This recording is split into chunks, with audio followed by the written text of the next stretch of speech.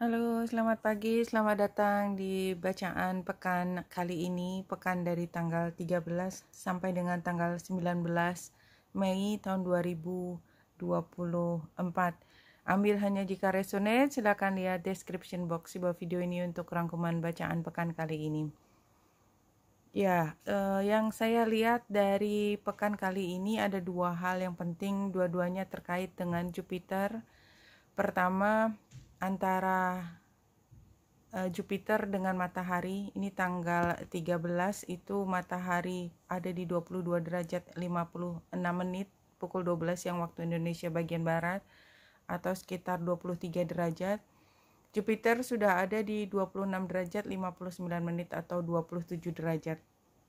Pada akhir pekan ini, yaitu pada tanggal 19, itu ada conjunction antara matahari dengan Jupiter di 29 derajat ya.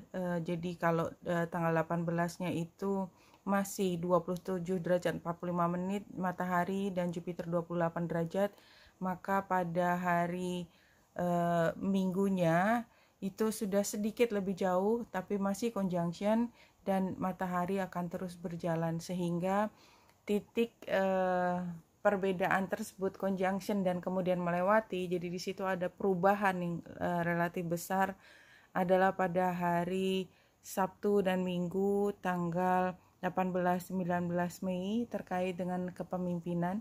Dan di sini juga yang perlu saya sampaikan adalah pada tanggal 13 kita lihat Venus ada di 16 derajat 54 menit, matahari di 22 derajat 36 menit. Venus bergerak lebih cepat daripada matahari sehingga dia akan menyusul matahari, tetapi pergerakannya tidak terlalu beda jauh waktunya, jadi sekitar 20 harian untuk Venus satu zodiak. Matahari kan yang biasa kita lihat 30 harian, 30-31 hari. Nah, Venus semua planet yang dekat dengan matahari itu dia akan kalah pamor. Jadi ada sisi positifnya, yaitu ketika kita berdekatan dengan sesuatu yang sangat berkilau, itu pasti kita bukan jadi fokus perhatian, itu sudah pasti. Karena ada yang lebih besar gitu kan. Sehingga Venus yang cantik pun itu akan akan tertutupi pamornya dengan sesuatu yang lebih besar. Dan itu akan berjalan kira-kira selama 1 bulan ke depan.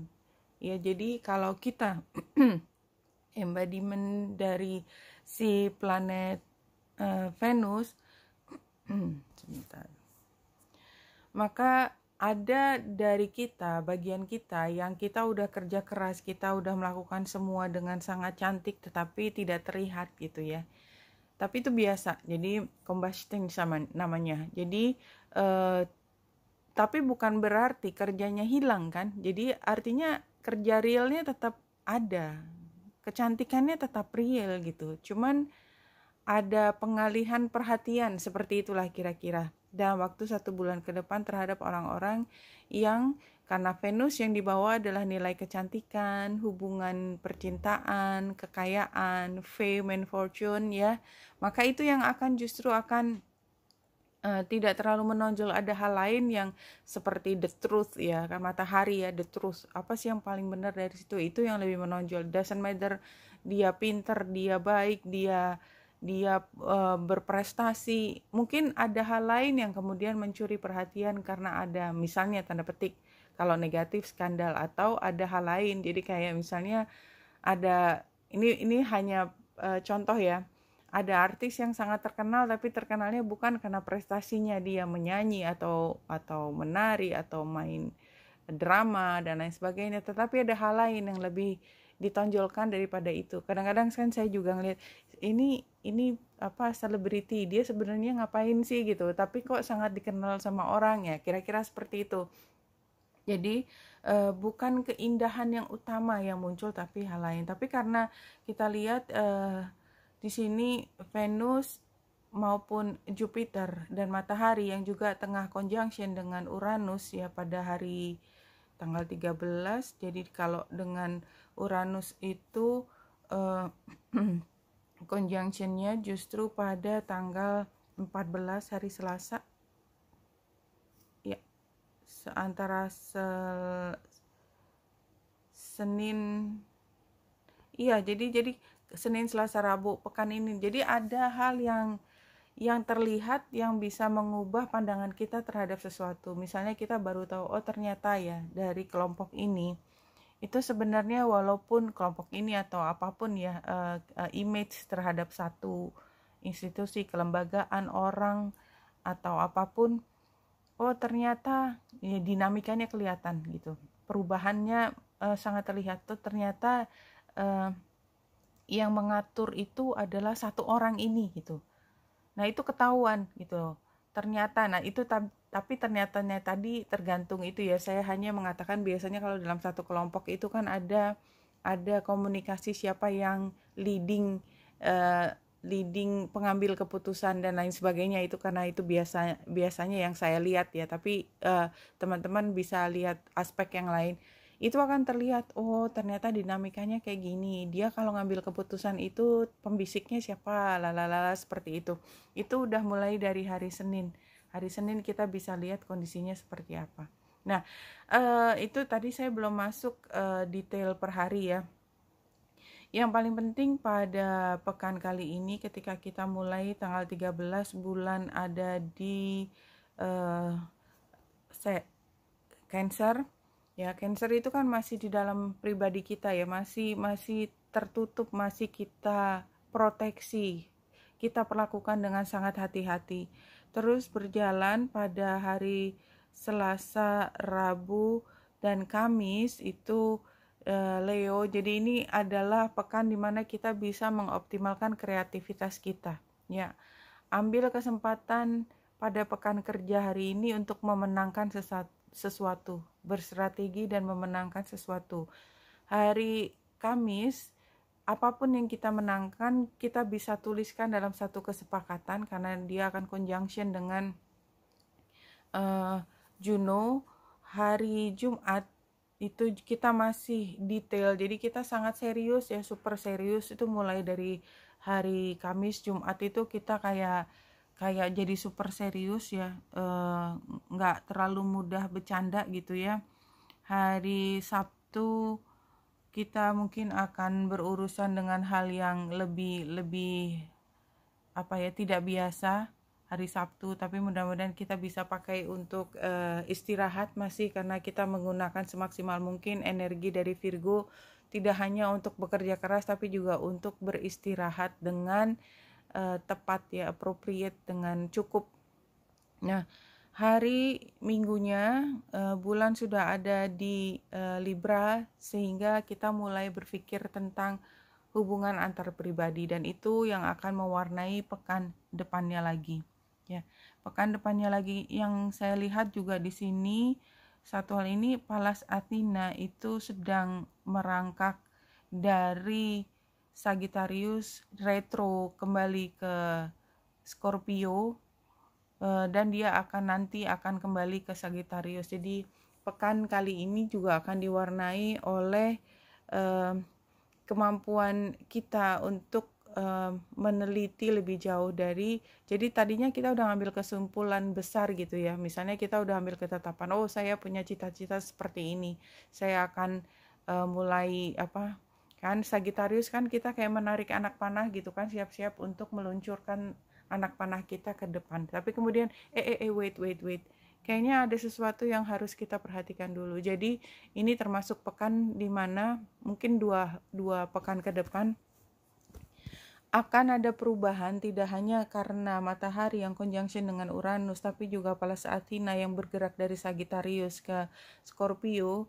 Jadi yang tadinya sudah seperti hampir final gitu, kayak kembali dinolkan, tapi tidak titik nol yang sama tentu saja. Karena kan kita udah pernah berproses, pasti pembelajaran dari masa lalu itu kan sudah kita ambil juga.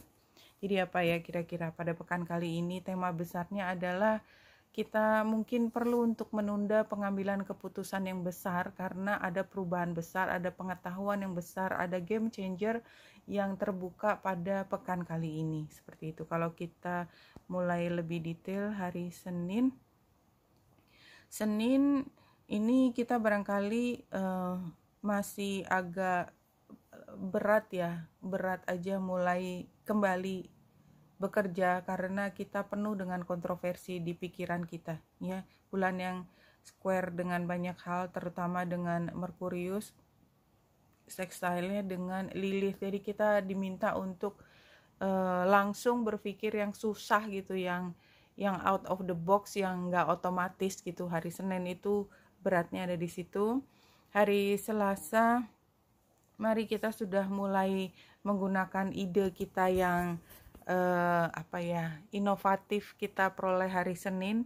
Hari Selasa kita coba untuk memastikan bagaimana strategi penggerakannya. Ini kelihatan dari bulan yang trine dengan Mars, dan ini sextile dengan South Node. South Node-nya juga ada di Libra. Jadi kita menggunakan hari Selasa ya, kita menggunakan koneksi kita, networking kita dengan orang-orang yang kita udah kenal sejak dulu, maka kita akan mulai menggerakkan satu, atau kita mulai melakukan kegiatan di mana yang dulu sudah pernah kita rencanakan. Hari Rabu itu bulan square dengan matahari dan dia trine dengan kerumitan. Jadi kayaknya hari Rabu tuh kita memahami satu insiden, peristiwa atau satu hal dengan sangat mendalam, tetapi kemudian kita ragu-ragu bagaimana menyampaikannya ini kepada pihak lain, tetapi tidak membuatnya menjadi blunder atau terjadi kesalahpahaman karena sangat sensitif di sini. Ini hari Rabu. Hari Kamis kita fokus pada kesepakatan baru, dan itu yang harus kita tuliskan, apapun makna dari kesepakatan. Kesepakatan itu bisa misalnya karena saya menulis ya, jadi tulisan ini adalah tulisan hasil dari diskusi yang lalu kayak gitu. Itu yang paling gampang. Tapi kalau hal lain misalnya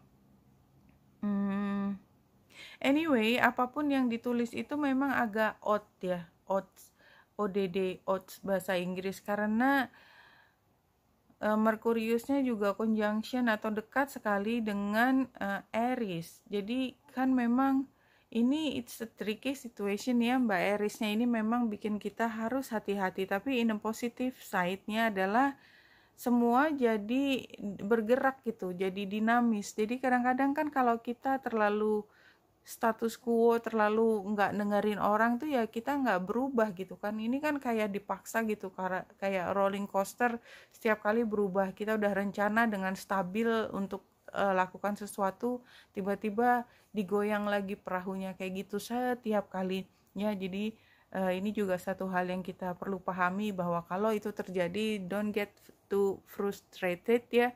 Frustrated karena apa? Karena memang it's written in the stars aja gitu. Hari Kamis, hari Jumatnya ya, Jumat ini barangkali kita memang harus berurusan dengan dengan orang tua kali ya, dengan kalau saya sebutnya panel ahli gitu ya, orang yang ini kan harusnya begini, prinsip-prinsipnya begini, tapi pada saat ini tuh kayaknya kita agak nggak terlalu match sama prinsip-prinsip utama, jadi kita harus mampu menjelaskan apapun maknanya itu. Nah ini juga T-square ini sepanjang minggu ya, sepanjang minggu T-square dengan focal point Vesta, kakinya adalah Mars dengan South Node. Jadi di sini artinya apa? Artinya selama pekan ini kita memang mungkin terbagi dua ya, terbagi dua kubu gitu, dua kubu, dan agak agresif satu dengan lainnya, tetapi itu semua menyandang apa yang kita pikir tentang kejayaan masa lalu, something like that ya. Kejayaan masa lalu tuh artinya kita kalau kerja sama dia juga biasanya begini dan selalu berhasil.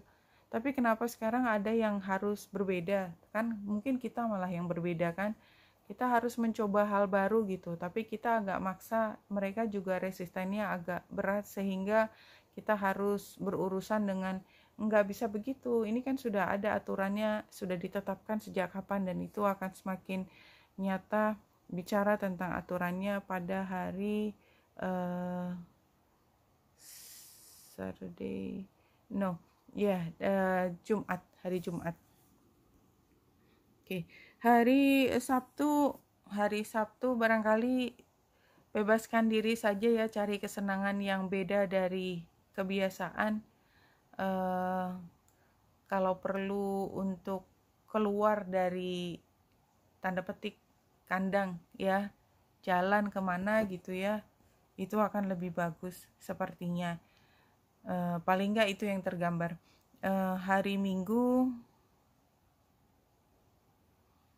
Minggu ini memang kita urusannya dengan orang yang paling dekat dengan kita kali ya, siapapun dia ya, siapa mungkin bos kita hari Minggu, tapi kan jadi kan mungkin bukan bos tapi pasangan kita atau ayah kita atau siapapun yang penting gitu, tapi tidak dalam a very good term. Jadi be careful aja, pastikan kita bersikap dengan hati-hati, dan yang paling penting respect, hormat kepada orang yang kita ajak bicara karena mereka penting buat diri kita. Oke, itu kalau hariannya, dan saya sudah lupa tadi fokus utamanya apa. It doesn't matter ya, bisa didengarkan lagi. Kalau dari Rumi,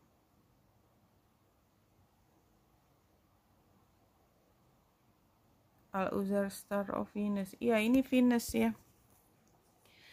Berarti pekan ini kita bicara tentang divinitas, femininitas, dimana kalau kita lihat tadi Venus mendekati matahari. Saat ini masih pengaruh dari matahari belum sebesar pekan depan, atau pekan ini kita baru akan mulai merasakan bahwa kita hanya bisa melakukan yang terbaik, tapi hasil akhir barangkali bukan kita yang menentukan. Seperti itu ya, kalau kita lihat isinya. I am the pure light, my son, I am not a handful of worthless dust. I'm not just an empty shell. I am a regal performed in this world. Close your eyes to see and become aware of me. Perceive me with eyes that see the unseen. Come into the mystery to find me. I am a carefree visitor here for you. Ya, jadi energi ini adalah energi alien tanda petik. Artinya apa? Dia bukan sesuatu yang secara natural ada di kita terus. Jadi kita pada saat ini terbuka kemungkinannya untuk bisa paham tentang kebijaksanaan, tentang femininitas, kayak gitu. Jadi kita akan paham pasif itu bukan kalah. Taking care of something beautiful itu bukan satu hal yang tidak ada maknanya gitu ya, karena dia kan menjadi tidak praktis gitu kan, kayak kita harus mengupayakan dengan susah payah sesuatu hanya untuk penampilan tanda petik. Buat orang praktis itu sangat annoying ya. Kenapa kita, apalagi yang kita basisnya ekonomi ya, jadi artinya kenapa kita harus bayar 3 kali lipat untuk satu manfaat yang kita hanya bisa ambil hanya 1/4-nya, tapi kita bayar 3 kali lipat, bahkan 5 kali lipat. Why gitu? Karena ada nilai lain, prestige lain dari keindahan tersebut, something like that. Nah, itu satu, itu yang sifatnya lebih praktikal ya. Tapi di sini adalah kita menghormati bahwa femininitas itu tidak untuk dilawankan dengan maskulinitas, karena bukan itu ide awalnya. ide awal ada femininitas dan maskulinitas adalah bukan mencari menang-menangan. No. Karena itu adalah bukan apple to apple istilahnya ya, bukan sesuatu untuk dibandingkan. Itu adalah naturalnya kita gitu. Dan kita kalau masih menggunakan cara pikir seperti itu dan kemudian merendahkan satu nilai di atas yang lainnya, maka ya salah pikir aja gitu ya. You're the wrong route gitu ya.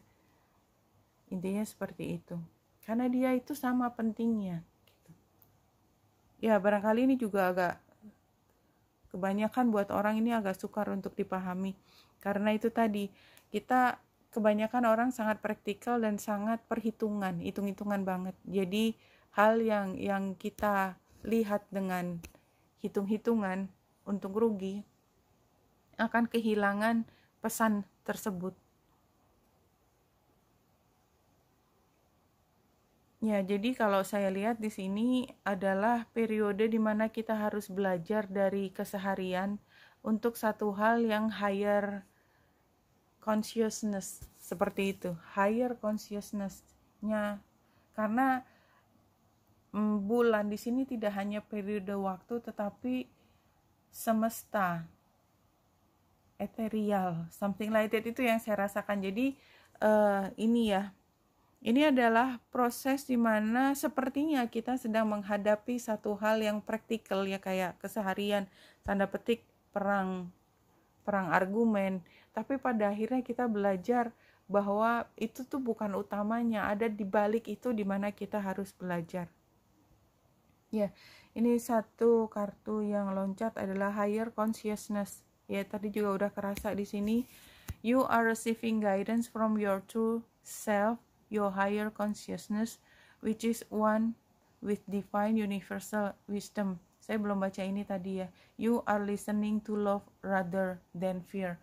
Jadi kalau kita hitung-hitungan tadi, karena saya meneruskan tadi pembicaraan tentang hitung-hitungan, dan kalau kita pakai hitung-hitungan maka kita udah freak out duluan. Karena semuanya jadi kalah. Karena kita membandingkan dua hal yang beda. Ada yang sifatnya subtle, sifatnya soft, yang kita tidak seharusnya, Venus tadi tidak seharusnya membandingkan dengan satu hal yang maskulin. Kalau kita paksakan itu, maka keseimbangannya akan hilang dan kebahagiaan bisa hilang. Something like that. Jadi jangan terlalu kaku, barangkali intinya seperti itu. And forgiveness heals, time to release repressed anger as it's blocking your health and happiness. Ya, ini juga clear ya. Kalau kita hitung-hitungan, kalau kita an eye for an eye gitu ya, itu barangkali ya kita puas tapi still not happy gitu. Something like that. Ya, saya nggak bilang itu kondisi aslinya.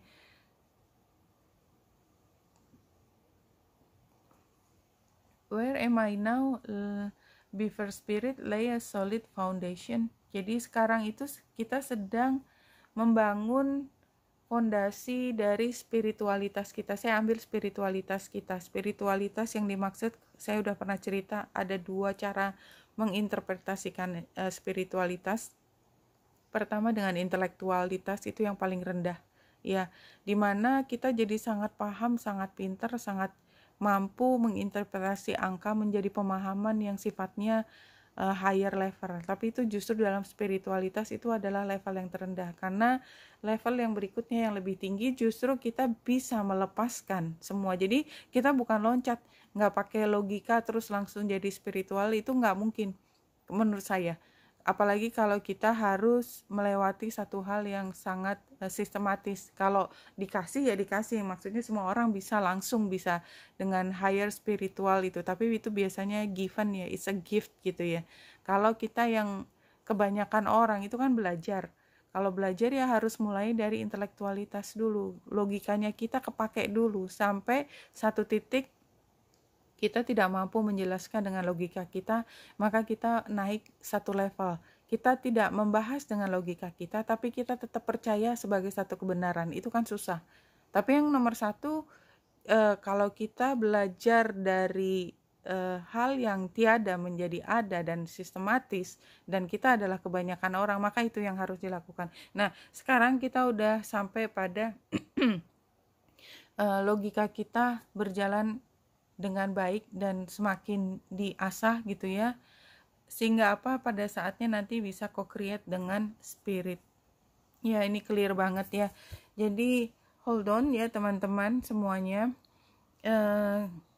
Kalau kita diasah logikanya, kemudian kita menjadi percaya untuk sesuatu yang lebih jauh daripada hanya logika, tapi udah pakai intuisi kita, ya tanpa dasar tapi intuisi kita udah mengatakan, maka itu udah loncatan.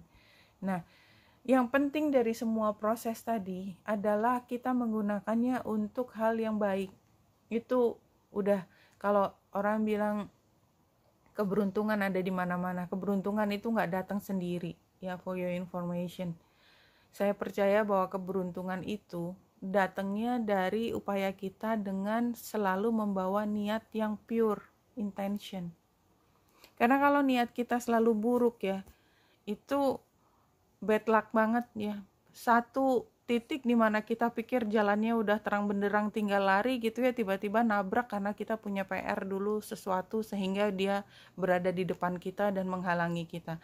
Tapi kalau yang good luck, keberuntungan yang sesungguhnya yang membuat jalan kita lancar adalah kebaik-hatian kita, pure intention kita di sepanjang jalan. Jadi ketika semuanya tiba-tiba nggak ada jawabannya gitu ya, tiba-tiba kita nggak ngerti mau apa, dan tiba-tiba juga pada saat itu seperti datang sendiri jawaban, itu adalah hasil dari kebaikan hati kita di masa lalu atau untuk masa depan, seperti yang kemarin saya bahas. Kadang-kadang dari masa lalu, kadang-kadang dari masa depan. Tapi tetap poinnya adalah kalau kita memegang pure intention, ya, this is very important dari kita untuk kedepannya. Kita bisa belajar banyak dari situ, karena niat kita tuh bukan nggak diselimuti oleh nafsu dunia. Nafsu dunia itu apa sih? Ingin menguasai, ingin enaknya aja. Itu nafsu dunia yang paling merusak tuh itu. Ingin punya semua, ingin paling jaya, ingin semua itu ya, yang kita sebut dengan kesuksesan dunia itu, yaitu nafsu dunia. Nah, kalau kita belajar, bukannya kita nggak boleh ngejar itu, saya nggak bilang begitu, boleh aja, siapa yang larang, nggak ada yang larang sama sekali. Kan yang dilarang itu kan sebenarnya bukan mencari kekayaannya kan, yang dilarang itu kan membuatnya menjadi hal yang buruk, kriminal dan lain sebagainya.